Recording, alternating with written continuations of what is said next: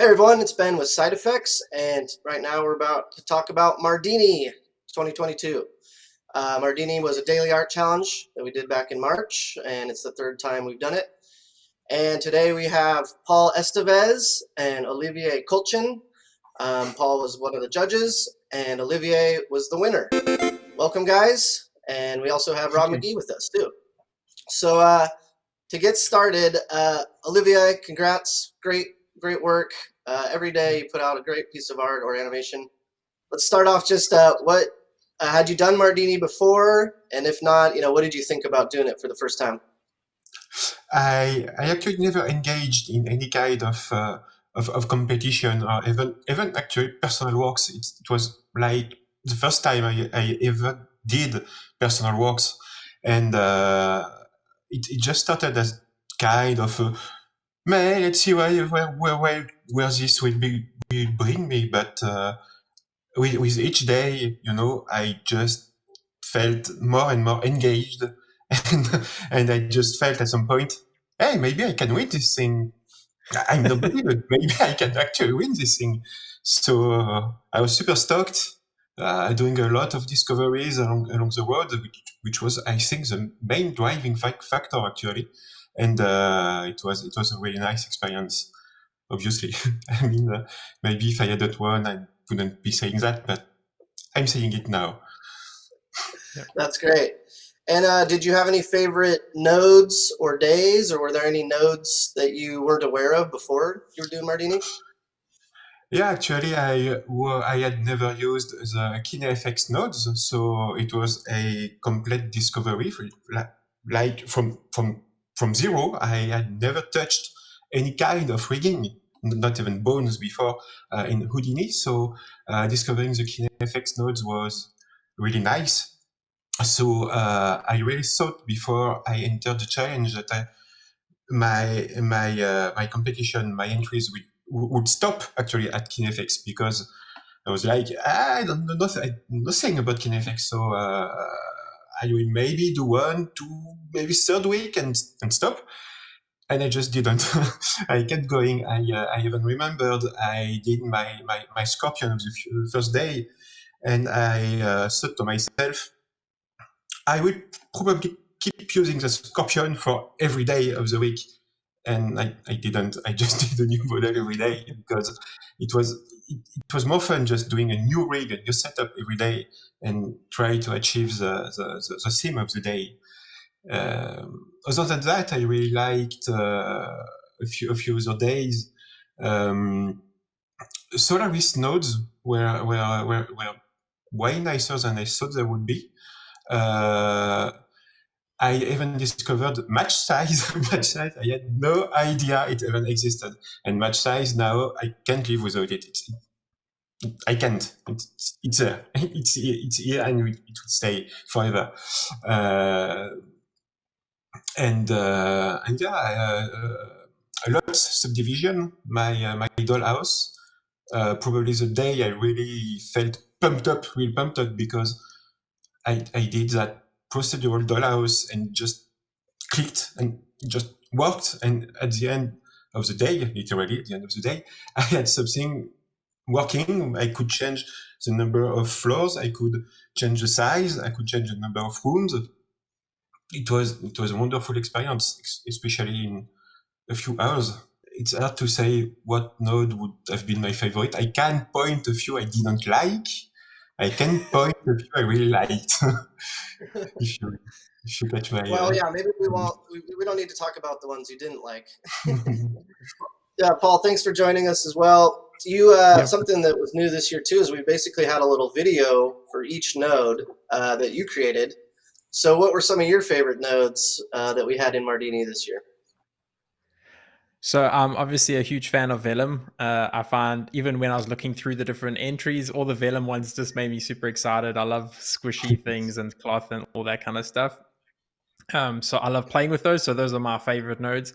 But then, yeah, I just really do love the whole KineFX workflow and the new toolkit and how easy it makes rigging things that are not necessarily even characters, but just general working with splines and curves and putting geometry on that and making really cool stuff. I would say that those two kind of weeks were definitely highlights for me. People might be kind of interested in the judging process. So Rob, you were a daily judge.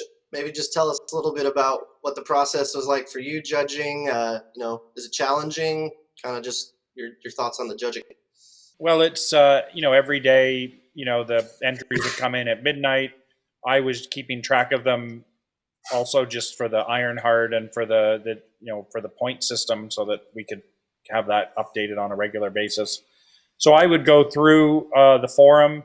I would basically clip out the ones that just intuitively felt like ones that I liked, put those into sort of a scratch pad off to the side, usually end up with about 5 or 6, and then from there start ranking them depending on which I like the best. And I found that the easiest way, just to make a quick pass and then go for the specifics at the end. What was interesting was we ended up with a lot of ties, because we had 4 judges, and so our rankings would get sort of added up. We'd end up with ties, and it was always fun because we would send it off to Kim Davidson, our president and CEO, and he would do the tiebreaker. So he got to make all the big decisions. That's awesome.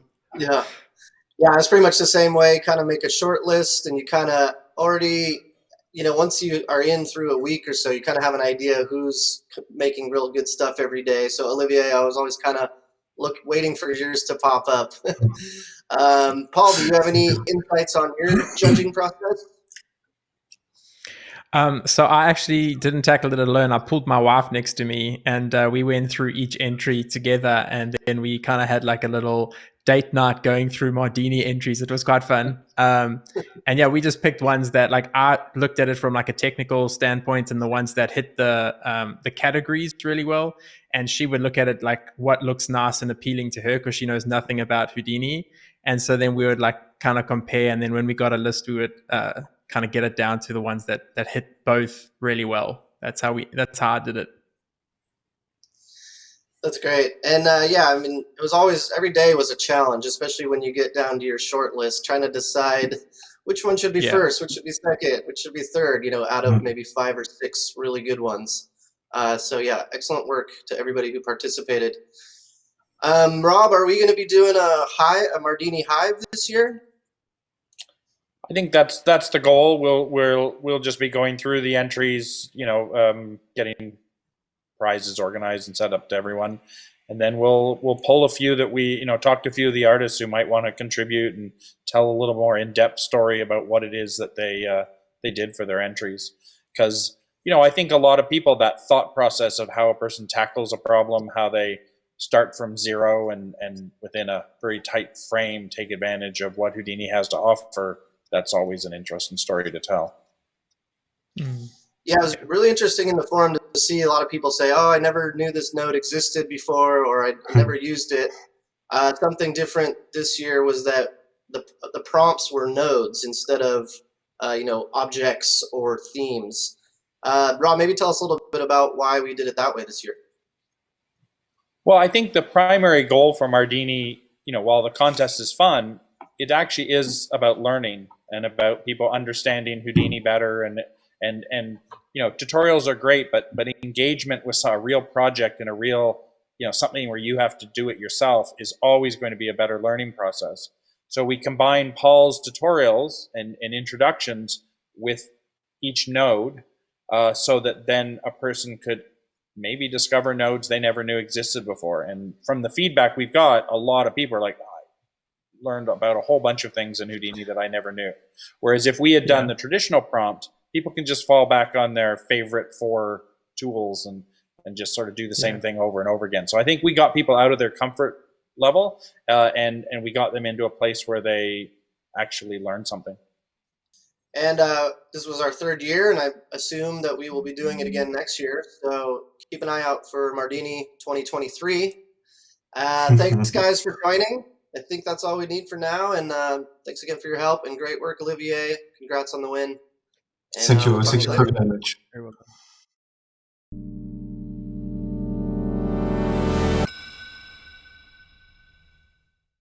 Hello everyone, I'm Simon, and here I'm joined by Steven. So Steven, could you introduce yourself a bit? I'm Steven. I do a lot of I do all of the applied Houdini courses. So like teaching Houdini, been using it for like 12 years or so, and still doing it, and excited to see it do more real-time stuff like we're going to talk about today. So what Steven will be working on will also be part of Titan. So if you have not seen Project Titan itself, so I recommend you checking that out for more information. So with this Project Titan being built, we want to then now do other things with this as well. And that's why we have Steven on board. So he has a lot of experience, and he will be building a sort of like simulation inside of this real-time environment. So Steven, just tell us quickly a bit about what exactly you're creating here for this. Yeah, so what we're talking about here are vertex animation textures, which is a very efficient way of getting pre-simulated content over to Unreal. I mean, amongst other things, but that'll be what I focus on. In particular, in our cool, super dystopian future of Titan, we've got like trains and things flying around, and two of them will crash into each other. And you got a train, you got metal and glass and other things like that. So what we do in this little tutorial is we're going to set up a nice, clean, rigid body destruction, or really rigid body deformation system using the RBD tools in Houdini. And we're going to focus on deformation using the soft and glue constraints, and also the regular rigid bodies for glass. Bringing them together as an asset, having multiple assets, setting up the sim, and then actually outputting that as these vertex animation textures, which you can read about them already. Simon already has some tutorials up about that, but basically they store position offsets and rotations as pixels in a texture. That can be brought over into Unreal, into the Titan project, and you end up having your original positions of your models as regular old FBX files, and then we will modify some materials to take in those textures and actually offset those positions over time, which is essentially animation. So basically, two halves to this lesson. Well, most of the first half is really that rigid body dynamic system setup, again, with a focus on showing how you don't really need to spend a lot of time to set up a dynamic sim in Houdini. The RBD toolset makes that really fast and easy now, very well organized. And then again, applying that result in Houdini to a real-time solution in Unreal using vertex animation textures. Yeah, that really sums it up really well. A lot Yeah. of advanced things going on there. So definitely, I have not maybe mentioned it clearly here. So this is definitely like a lesson, a tutorial. So this again builds on what's there in Titan, for example, with the trains, and then making a simulation out of that. And then for you who's watching, this will then actually be a tutorial, a lesson from Steven, to then actually learn this yourself. How can we take this complicated simulation inside of Unreal, for example? So I think those are like some of the key points, or what are some other things they might expect from this lesson? A couple key points, maybe. Yeah, a few other things they'll expect is how to actually keep a simulation organized. It's not enough to just dump a bunch of nodes down. It's about keeping things in sync with each other. So again, if you have your train, I want to help you set up like an asset, like an actual dynamics asset that is a package of like the simulation parts and the constraint parts, and also the high resolution rendering parts, keeping that all encapsulated. That way we can then again have multiple trains, or if we need to run a sim and we need to change something, everything's very straightforward.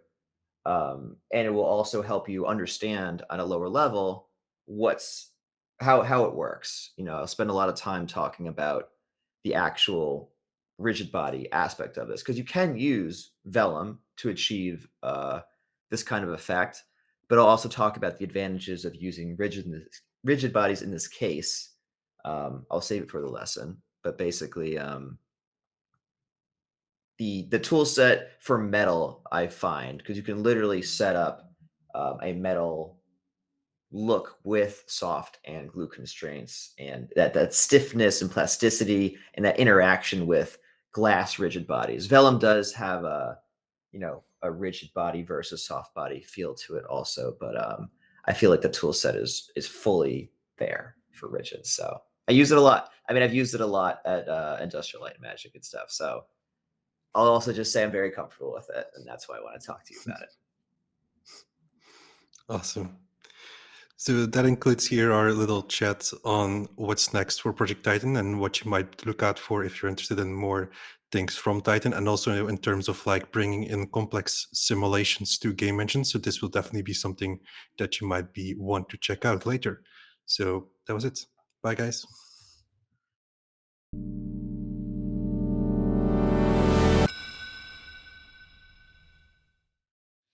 Hey everyone, here is Fianna from marketing at SideFX, and with me today is Tim van Helsdingen, who is a stranger to not many of you, I think. He is the author of several tutorial series, and the one that we are going to be talking about today is one that involves some fluids and a lime. So everyone, welcome Tim. Oh, welcome everybody. So yeah, I guess talk about Majestic, Mojito, the second part in Sassy Snack. So we did another one a year ago, and a lot of you guys seem to like that. So we did another one, which was based on a demo sequence that we did for the Houdini 19 launch, which was about the Vellum solver, the new functionality where you can also solve fluids. So Fianna came and like, all right, yeah, can you do a demo sequence for that? And I was like, all right, that sounds pretty cool. And then we decided to roll that into a big tutorial series, which I made, and turned out quite a lot bigger than I thought, because I always get in way of my head, I guess. So it's over 20 hours. So it's a pretty big course, and hopefully a lot of you have watched the significant part, or maybe you haven't, and then you're like then you can still get into it. But yeah, it covers the new fluid functionality of a Vellum solver. So you can combine like fluid with soft bodies and cloth and stuff like that, and also rendered it in Karma, which was pretty cool because I've never used Karma before that, and started using it during that thing, and it's actually starting to turn out pretty great with Karma. So I actually also used it on a personal thing while ago. It's actually a lot more. It's actually usable now for sort of production type stuff. So it was a pretty cool experience. So this tutorial series does cover, as you mentioned, the fluids, also RBDs, and you also show a lot of like small hacks, if I'm going to call them that, where you were using like other small utilities to do like textures and choosing the pictures from online and just showing like your own techniques, and especially at the end where you show a lot of your workflow and like tricks in your bag to do compositing. So I highly recommend everyone to check this out, because that not only is the 3D component important, but like also as equally important is the compositing at the end. Yeah, I think it's also a thing where like a lot of people always try to do everything in 3D and try to get to the final quality in 3D, and also try to maybe do everything with simulation, even though you can also do a lot of sub level tricks. It's kind of similar. You can also do stuff in 3D and then finish it up in compositing, and there's so much stuff you can do to just make your workflow easier and get your final look better. And like with this whole course, I just try to do the whole thing from scratch and just try to show how I sort of would tackle a production scenario normally. So that includes also scanning the little plant and the other things, and then compositing it at the end. I think overall it was a pretty fun course, covering a lot of ground. So it's super comprehensive. So if you guys haven't checked it out, there should be the link provided in this text below. Yeah, and as usual, there are all the scene files that are related to this project. So if you haven't checked it out, have a look and pace yourself. Yeah, exactly. It's going to be a full-time job to watch the thing. Well, thank you very much, Tim, for meeting up, and until next time. Yeah, sure. Until next time. Bye, guys.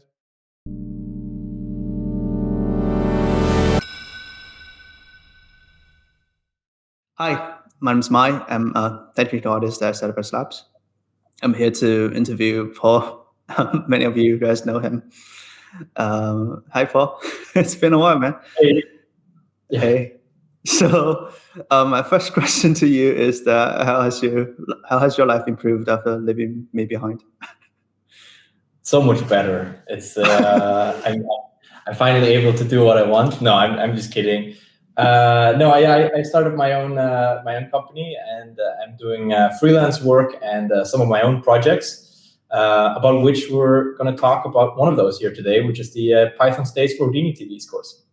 So Houdini uses several languages like VATS, Python, HEX scripts, and it's definitely possible for artists to be proficient in Houdini without prior programming language. But what do you think is the cost benefit of learning some of these languages? The cost benefit. So, like you say, you don't need to know VEX or Python or anything else in terms of programming languages in order to use Houdini and be successful with Houdini. But, being able to use those languages and program with them in Houdini definitely extends what you can do with it, because it just, once again, gives you even more ways of doing things in Houdini, right? It doesn't mean that you cannot do those things without the languages, but being able to use those definitely extends your capabilities. One of those examples is Python in Houdini.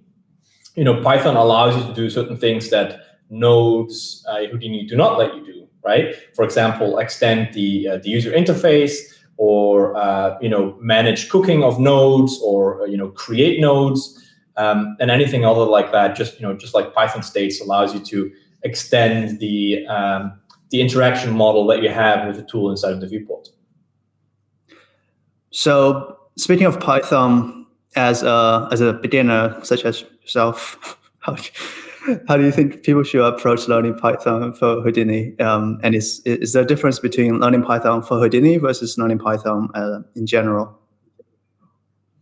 Yeah, I mean, I can't give a good answer to that since I'm a beginner as well, like you said. But learning Python specifically for Houdini, I would definitely start with learning the basics of Python, so that you're able to write some basic scripts. The place I learned Python is a website called Codecademy. It's a really nice place that teaches you Python by letting you solve little problems and run the solution and see if you had it right. And if your solution isn't right, it also lets you know what it is that you did wrong.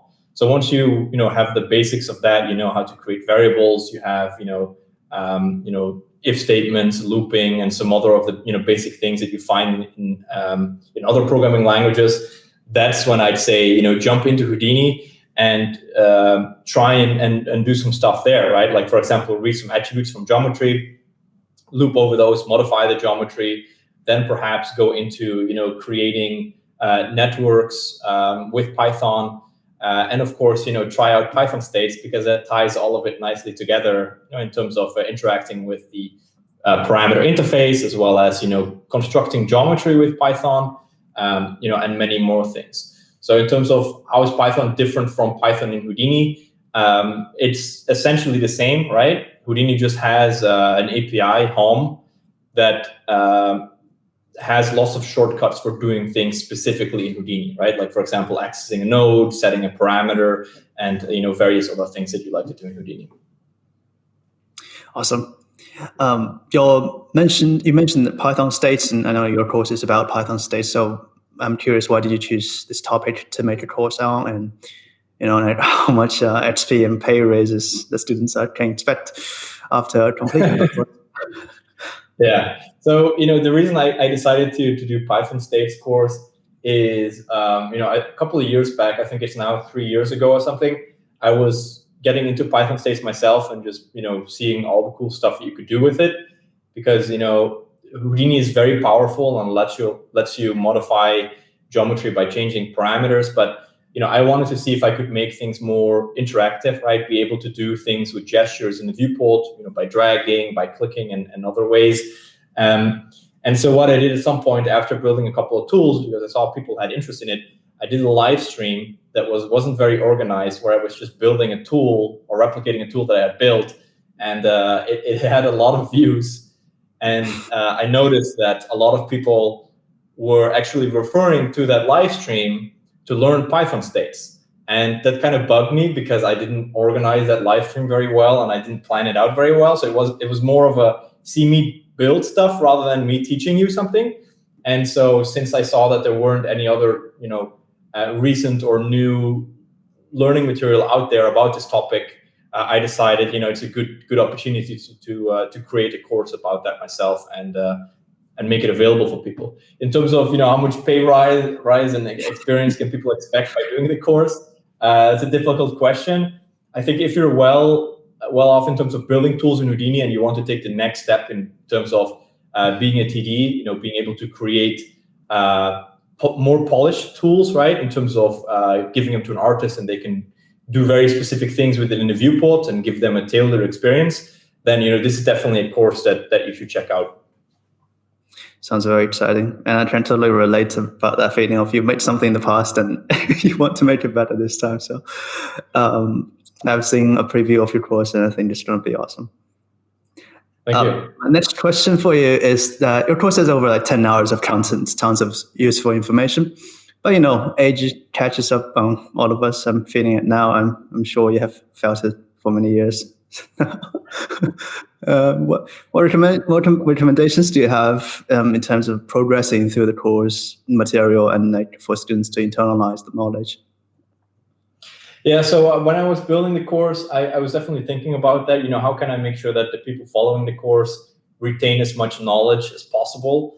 And I also wanted to make sure that, the knowledge that they gain through the course, I know that, when you learn something, you're of course going to forget parts of it. I wanted the course also to offer you something you can go back to. So let's say you finish the course and you've been building Python states, but you want to build something very specific. How do I do that thing again? Then you can go to the course and go to a very specific chapter and find what it is you're looking for. So in the course, I've divided it up into, I believe, 10 chapters, all about very specific things. Within it, you have sort of subcategories of things you'd like to do, like UI events or undo blocks or miscellaneous tips and tricks that teach you. And the course has rich media. It has slides with information, theory, as well as images and links going to documentation. It has videos, right, where I actually run you through and show you how I do those things, as well as challenges in there. So after every sort of subcategory within a chapter, there's a challenge that sort of wants you to try and do this yourself now, right? Because otherwise you're just following a video and looking at it, but I'd like you to actually try and do something yourself. And then some of the chapters also have a more advanced challenge that require you to think a little bit beyond what I've shown you in the video tutorials. So by having the mix of those three elements, I hope that that retains a lot more information for the followers of the course. That's a very good strategy. I'm sure a lot of people are very eager to get their hands on the course. So where can they find the course? And I also heard that there are studios interested in purchasing the course as well. So how does the pricing and content access work? Yeah, so the course is available for purchase on Gumroad. So if you just go on Google and you search for Python states for Houdini TDs, you'll find a link that goes directly to that page. As for studios, if it is something that you'd like to make available, studio-wide, then you can just send me an email. My email address you can find on my website, which is just ambrosiussen.com. So it's my last name.com. And just use the contact form, and I'd be happy to talk to you. Cool. Thank you. Yeah, that's the end of my questions. Thank you so much. Nice to see you again. Thank you. All right, that's it.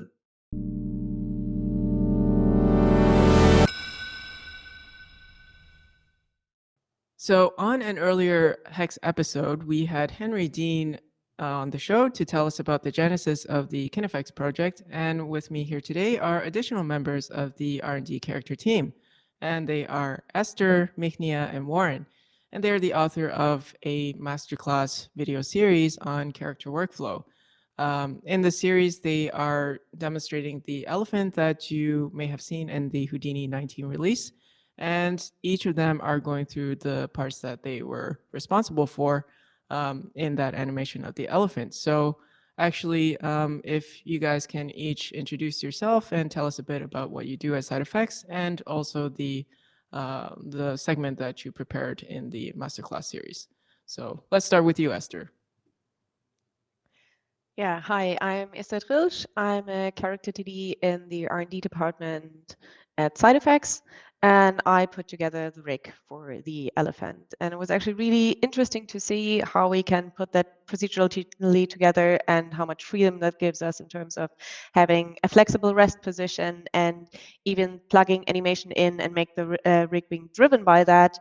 And it was really cool to see how to set something like that up in the setup and how the data flow works, how to make that still performant, and what kind of like workflow issues there are or aren't that one might need to consider in order to make this a really nice and smooth ride for an animator, and to plug it in to systems to allow it for animators to be something that they can also plug on top of a simulation, for example. So that was that's the part that I will also cover with the masterclass. And yeah, that's my part of the section. Cool. And Mihnea? Hello everyone, my name is Mihnea Stoica. I'm a character TD with SideFX software, and for the elephant scene, I did the secondary motion and rectal bits. So the whole purpose of this scene at the beginning was to showcase our new rectal workflow in Houdini 19. So we kind of teamed up and came up with a nice scene, a back and forth type of scene where we showcased exactly that. And now we have Warren. Hey everyone, my name is Warren Leathem, and I'm an animator here at SideFX. So for this project, I had actually just started at SideFX, so it's a really good project for me to get used to how everything works and going through. So you can see it starts off with just keyframe animation, then moving into some rig layering, then moving into some motion clips and blending, and then finally the part that, you know, I was like, this is really cool. This is really amazing. Was getting the ragdoll simulation back from Mihnea and being able to plug a rig in and just animate over top and not have to bake anything, not have to match a rig to something else to get it all to work. So yeah, so it was really good just to go from the basic animation and then just keep working its way down to all the other tools that you have with Houdini, just to try and get that more motion in there without having to do it with keyframes. So, so yeah, that was my part on it, and hope you like it. Cool. Thanks, guys. So if you guys community haven't already seen this masterclass video series, then I encourage you guys to check out the link below and visit the page where all these videos are together, and there's the associated elephant rig and the hip file with the animation and the ragdoll setup. And I encourage you guys to follow along and perhaps even try it on your own custom characters. So should you have any questions, hopefully one of these lovely people can respond to you on sidefx.com on the forums. So thank you guys all for joining us today and taking the time to chat with us, and wish you guys a good day.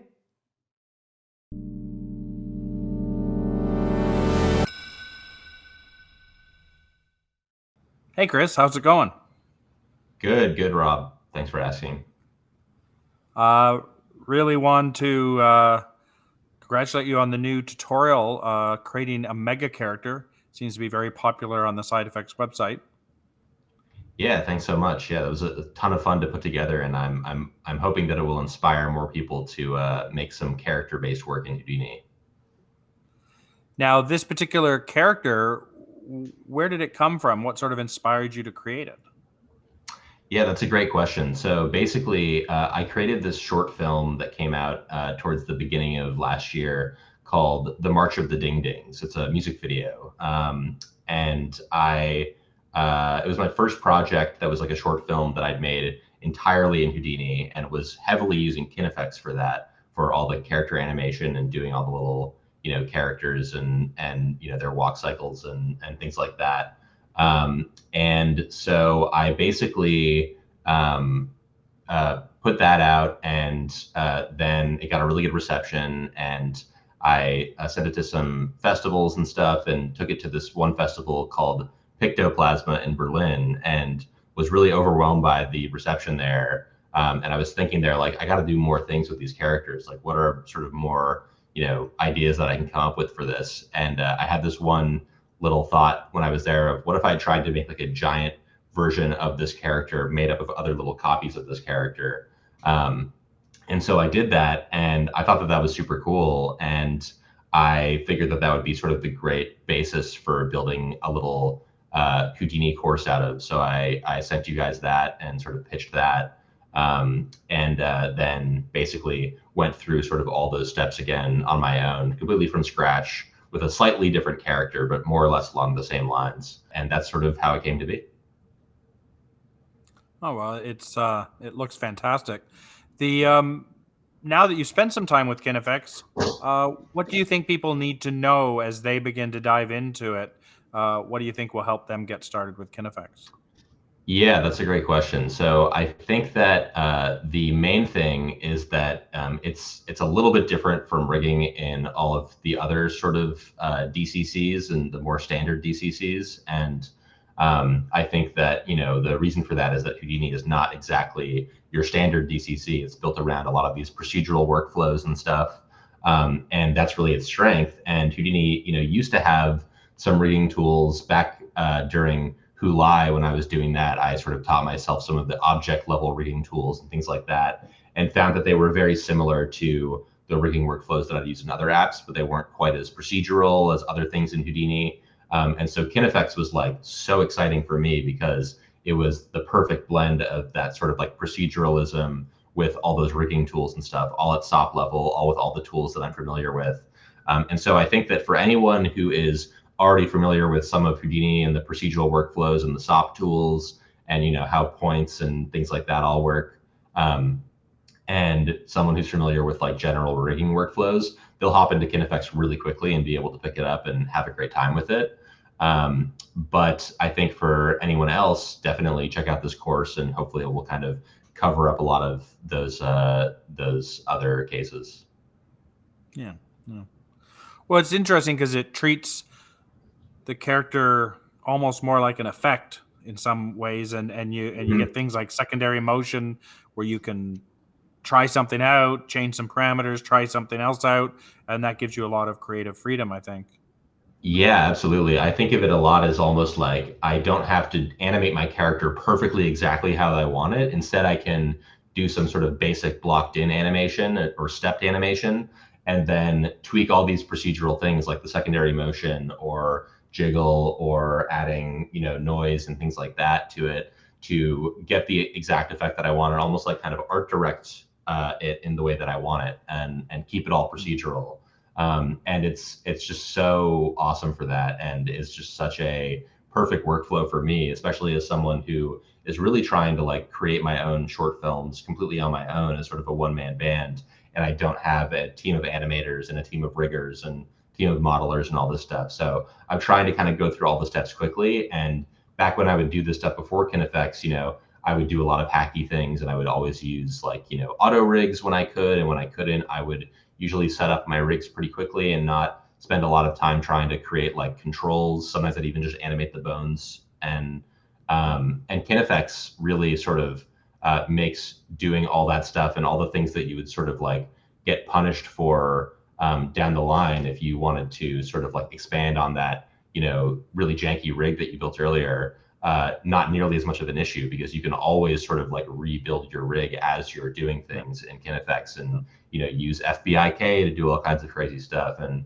like you said, the secondary motion SOP is incredible in the new 19 release, and all these other ones. And I know that it's one of SideFX's most actively developed areas of Houdini at the moment, so I'm sure that there will be more tools coming soon. Yeah, in a way, you're sort of ahead of the curve with some of the rigging stuff, because a lot of KineFX is more for motion editing and retargeting, but definitely we're laying a foundation for riggers to go and have a lot of fun. Yeah. Now absolutely. now that you've spent some time with it, what's next? What other projects do you have down the pipe that are going to take advantage of these tools? That's a great question. Yeah, so I'm working on a handful of different projects right now through my studio Grid Machine that I started with some friends fairly recently. And one thing that we made will be coming out tomorrow, which will maybe be already out by the time that this gets released. But it's going to be incorporating a whole bunch of little quick KineFX characters that I made, that I designed to kind of feel and look like they were stop motion characters, that were also blended in with my friend who actually did stop motions work and created this really nice sort of like blend of CG fake stop motion with actual stop motion. So that's a fun one. But then also there are a whole bunch of other projects that I can't talk about yet that will hopefully be out later this year and should be a lot of fun, and will be heavily using KineFX and everything else that Houdini has to offer. Oh, that's fantastic. Well, once you've got some of those under your belt, we'll come back and do a sequel to Mr. Mega Character. Absolutely, that'd be fantastic. Okay, well, thanks, Chris. Have a great day, and good luck with your projects. Awesome. Thanks so much, Rob. Have a good one.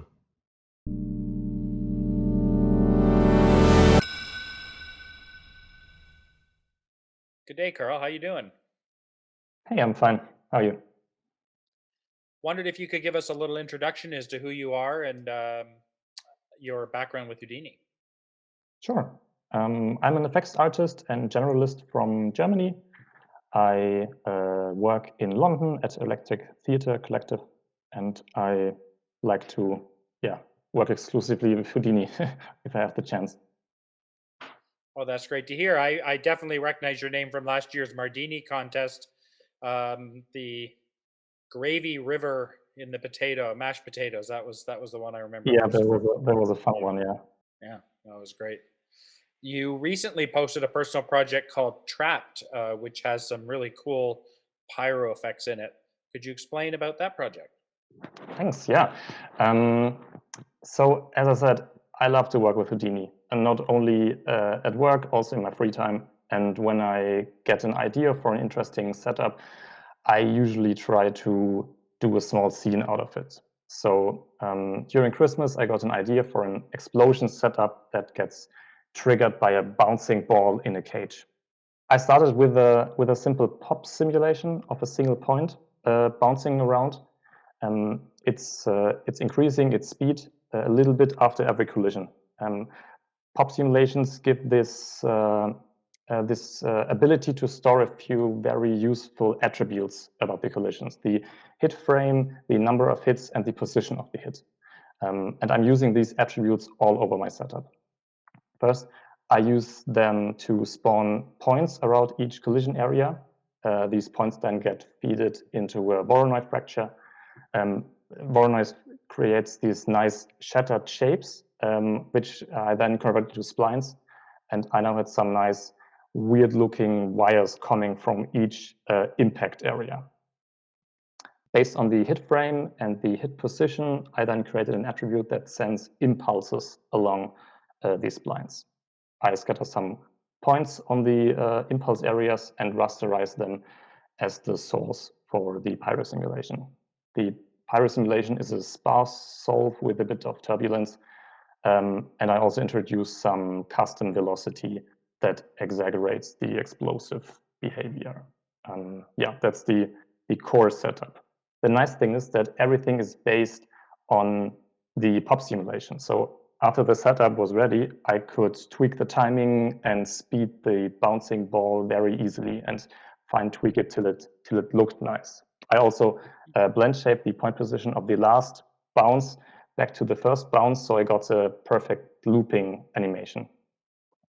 I rendered everything in Arnold, and I also again used the hit attributes to change the color of the ball. So the ball gets hotter over time, and it produces a little light burst after every hit. I also transferred an attribute to the collision cage to change the IOR of that. The default value is 1, so it's completely see-through.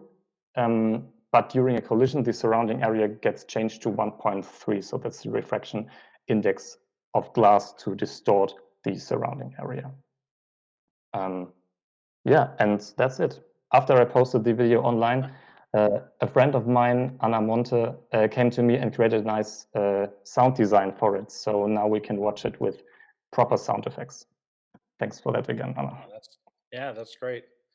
Well, it's interesting you talk about the setup because I think it's a very Houdini way, which is you get it working and then you sort of wire in some controls so that you can then start to think about the creative aspect second. So you figure out the technology, then you figure out how to make it art directable, something that you can manipulate. Yeah, that's exactly how I usually work. I have an idea for the setup, try to make it work, and then I art direct it and figure out the timing and make it nice. Yeah. Oh, that's fantastic. Well, thank you for joining us here today and sharing your project with us. And I look forward to seeing what you have coming up next. Thanks for having me. Bye.